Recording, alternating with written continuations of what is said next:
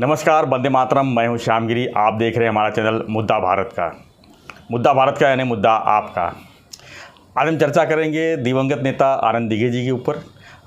कुछ हमारे सहयोगी अनिल थत्ते जी ने कुछ अपने चैनल में, अपने मराठी गगनभेदी चैनल में कुछ गौप्रस्फुट किया था, उसी को हम हिंदी में करने जा रहे हैं। दिघे साहब का जो है कल पुण्यतिथि था। फिलहाल एक दिन हम लेट में उनको याद कर रहे हैं। तो दिघे साहब जो है मातोश्री में पसंद नहीं थे, ऐसा थत्ते साहब का कहना है। इसी विषय पर हम चर्चा करेंगे।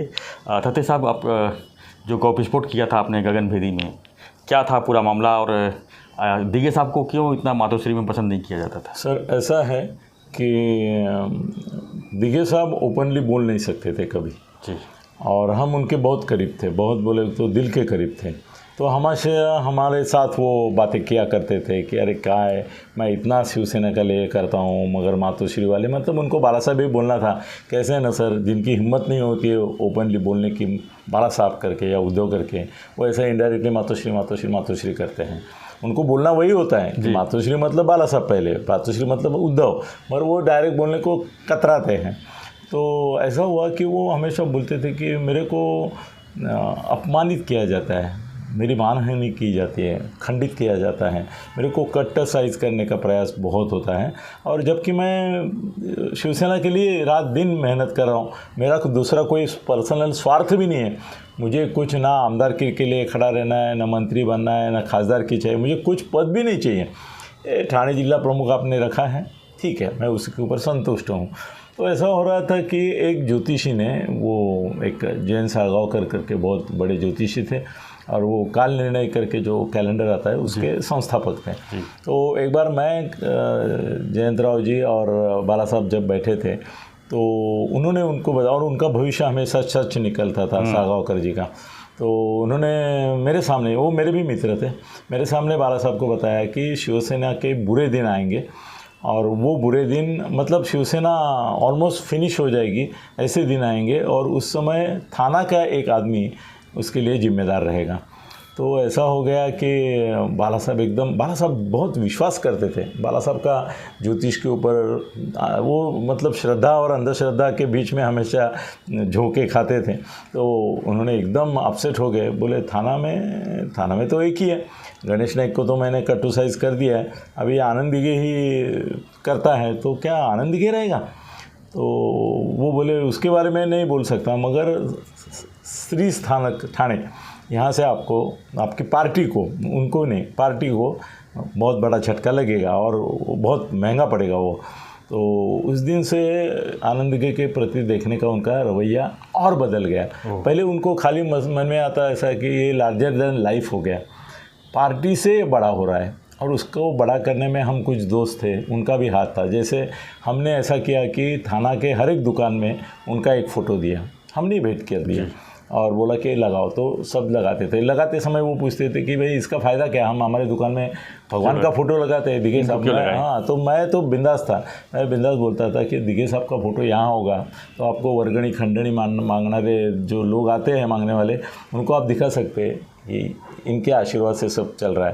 तो 50,000 मांगने वाला 5,000 भी लेके भाग जाएगा, और वो उसको डर लगेगा कि आप उसको बताएंगे। तो पूरे ठाणे शहर में जितने दुकान है ना, उसमें आपको उस समय जितने ठेले वाले थे वो भी लगाते थे। हाँ, ठेले वाले भी लगाते थे। अनधिकृत अधिकृत सबको बचाने वाला वही फ़ोटो था, और वो आइडिया मेरी थी कि फ़ोटो लगाओ, मगर उसका मातोश्री पे मतलब बाला साहब के ऊपर बुरा असर हुआ। बोले मेरे थाना में कोई एक जगह नहीं छोड़ी इन्होंने जहाँ उनका फ़ोटो नहीं, मेरा फ़ोटो नहीं है, मेरा फ़ोटो नहीं, उनका फ़ोटो है। बाद में ऐसा हो गया कि हम लोग, जो मैं और एक हमारे कुछ साथी थे, वो ज़ोर शोर से उनका एक धर्मवीर करके, उस समय धर्मवीर नाम नहीं मगर ये चलाते थे, वो इधर तुम्हारा हाजी मलंग, श्री मलंग का जो आंदोलन था, उसको हमने पूरे महाराष्ट्र में ऐसा फैला दिया मीडिया के थ्रू कि भाई वो पूरे हीरो बन गए उससे, श्री मलंग ये से। बाद में ऐसा हुआ कि बाला साहब दिन ब दिन बहुत अस्वस्थ होते रहे। इन्होंने एक लेटर हेड बनाया, किसने, दिघे साहब ने, उसमें लिखा उन्होंने शिवसेना प्रमुख ठाणे जिला। तो वो लेटर किसी के थ्रू बाला साहब के पास गया, उन्होंने देखा, ठीक करके फाड़ दिया। बोले शिवसेना प्रमुख ठाणे जिला, पागल हो क्या? शिवसेना प्रमुख शिवसेना में एक ही है, शिवसेना ठाणे जिला प्रमुख, ऐसा लिखो, शिवसेना प्रमुख नहीं लिखने का, और फाड़ दिया। वो बात इनके यहाँ तक पहुँची। हम लोग सुबह रोज़ मीटिंग करते थे 9:30 बजे, हमारा किचन कैबिनेट था। मैं बोला मत करो, बंद करो, शिवसेना ठाणे जिला प्रमुख ऐसा लिखो, तुमको क्या फ़र्क, तुम आनंद दिगे हो। उस समय उसको मैंने धर्मवीर बनाया नहीं था, मैं बोला आनंद है। बाद में ऐसा हुआ कि बाला साहब जब भी ये जाते थे ना वहाँ पे, तो अपॉइंटमेंट लेके ही जाते थे, फिर भी उनको घंटा 2 घंटा 3 घंटा बिठाते थे। अब दिघे साहब के दरबार में सामान्य आदमी को बिठाना पड़े 1 घंटा भर, तो भी वो हैरान होते कि अरे बाप रे, तुला 1 तास भर बसाव लागला। और ये 3-3 घंटे कुछ नहीं, और अंदर बातें चलती थी। और इसका अनुभव मैंने ऐसा किया है कि बाला साहब को ये आदत थी। बाला साहब के साथ मैं करीबन 11:30-12 बजे बहुत बार जाता था, हफ्ते में 3-4 बार। फिर हम दोनों गप्पा मारते थे। और हमारी दोनों की एक पसंद की बियर थी, दोनों हम साथ में बियर पीते थे। और वो अंदर राजे या थापा के बोलता था, ये आए, वो आए, मनोहर जोशी आए, दत्ताजी साळवी आए, बड़े बड़े नारायण राणे, ऐसे बड़े लोगों के नाम लेते थे। तो मैं बोलता था, साहेब मी निघतो आता, अरे बस रे, हे लोक स्वार्था करता येतात, मला रिलॅक्स व्हायला तू छान कंपनी आहेस, बस अरे बसू देते, आणखी 2-4 गाली भी देते थे उनको, तो बस है। मगर वो कैसे है ना, वो कुछ मांगने के लिए आते थे, इसके लिए उसको बैठना अपमान नाही। मेरे को बाद में आने के बाद बोलते थे, अरे काय किती वेळ बसायचं, म्हणलं मी काय करू, साहेबांनी मला बसवून घेतलं म्हणून मी बसलो, तुम्ही सांगायचं होतं, म्हणजे किती चिठ्ठ्या पाठवल्या, म्हणलं मी काय, माझ्या हातात काय नाही। तो दिघे साहब को वो अपमान सहन नहीं होता था, क्योंकि उनको ऐसे किसी के दरवाजे में, और वो अपने काम के लिए कभी गए नहीं, सबसे बड़ी बात। दूसरी बात ऐसी होगी कि मैंने जैसे उनका मीडिया संभालना शुरू किया और मीडिया में उनके बारे में आर्टिकल्स आने लगे, तो इलस्ट्रेटेड वीकली के उस समय थे संपादक खुशवंत सिंह। तो मैं और मेरा एक इंग्लिश में टाइम्स ऑफ इंडिया में काम करने वाला दोस्त था, तो हम दोनों जाके खुशवंत सिंह से मिले और उनको बोला कि बाला साहब के बाद क्या, इसकी चर्चा आप बहुत बार करते हैं, उसका उत्तर हमारे पास है। और उनको हमने पूरा दिघे का जो भी है वो सब कुछ बता दिया कि वो कैसे पॉपुलर है, ये है वो है। तो बोले जाओ इसके ऊपर कवर स्टोरी बनाओ। तो इलस्ट्रेटेड वीकली में हमारी कवर स्टोरी प्रसिद्ध हो गई कि आफ्टर बाला साहब हूँ आनंद दिघे, और बड़े सारे 5-50 फ़ोटो डाल दिया हमने उसमें, और मलंगड़ का, इसका उसका, पब्लिक आ रही है, ये हाल है। वो क्रिकेट का सामान बांटते थे, आपको याद होगा शायद, बच्चों को, वो बच्चे हैं, महिलाओं को कुछ गिफ्ट देते थे। राखी पूर्णिमा के दिन तो यहाँ से यहाँ तक हज़ारों राखियाँ उनकी होती थी, और मेरी भी बीबी को वो बहन मानते थे, और हर भाऊबीज को आके उसको भाऊबीज भी देते थे। तो बाला साहब एकदम गर्म हो गए, उन्होंने खुशवंत सिंह को फ़ोन किया, बोले ये क्या आपने कवर स्टोरी डाली है, बाला साहब के बाद हूँ, मैं ज़िंदा हूँ अभी, और मेरी मर्ज़ी से जो होगा वो होगा, आप नहीं तय कर सकते हैं। तो उल्टा सीधा कुछ बोले होंगे। तो बाद में मेरे टाइम्स ऑफ इंडिया में जो दोस्त था उसको खुशवंत सिंह ने बुला लिया, बोले अरे हमने अच्छे इसे छापा, मगर बाला साहब ने तो हमारा उल्टा सीधा कर दिया सब, ये कैसा हो गया। तो बोला सब अभी क्या बोलूँ, बाला साहब को उसका सहन नहीं होता है, तो ये करते हैं। बाद में ऐसा हो गया कि मैंने अपना मुहिम कायम रखा, उनके हर एक न्यूज़, मतलब यहाँ गए वहाँ गए, रोज़ न्यूज़, सब पेपर में न्यूज़। तो फोटोग्राफ्स, उनका वो अपना एक फ़ोटोग्राफ़र है, वो उनके साथ हमेशा रहता था। तो संजय राउत ने लोकप्रभा में एक इंटरव्यू लिया उनका, और उसमें उन्होंने पूछा कि आनंद दिघे बहुत बड़ा कॉन्ट्रीब्यूशन, योगदान शिवसेनेला करतायत असं वाटतं का तुम्हाला। तो उन्होंने 1 मिनट ऐसा ये किया, पॉज किया, बोले आनंद दिघे सादा सीधा शिवसैनिक था, उसके माथे में वो अनिल थत्ते हैं ना तुम्हारा, उसने हवा भर दी है, अब वो बाला साहब होने का सपना देख रहा है, मगर वो कभी नहीं होगा, ऐसा किसी ने बताया, बाला साहब ने। छापा किसी ने, लोकप्रभा ने। इंटरव्यू किसने लिया, संजय राउत ने। संजय राउत मेरा तब भी दोस्त था, लोकप्रभा में उसका जाने में भी मेरा हाथ था, मतलब वो लोकसत्ता में क्लार्क था एडवर्टाइजिंग डिपार्टमेंट में। मैं और दातार बंधु आप जानते हैं, हमने मिलके उनको लोकप्रभा में लाया था, इसके लिए भी हमारी दोस्ती इतनी लंबी है।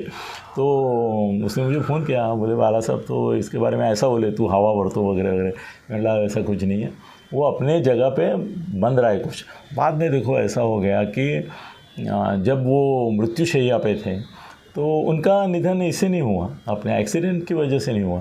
वो जब ऐसे एकदम मृत्युशैया पे थे तो 2 लीडर, नाम नहीं लेंगे आप, 2 लीडर बम्बई से आ गए और उन्होंने उनको मृत्युशैया पर जब थे तब बताया कि आपको मातोश्री ने जिलाध्यक्ष पद का राजीनामा देने के लिए कहा है।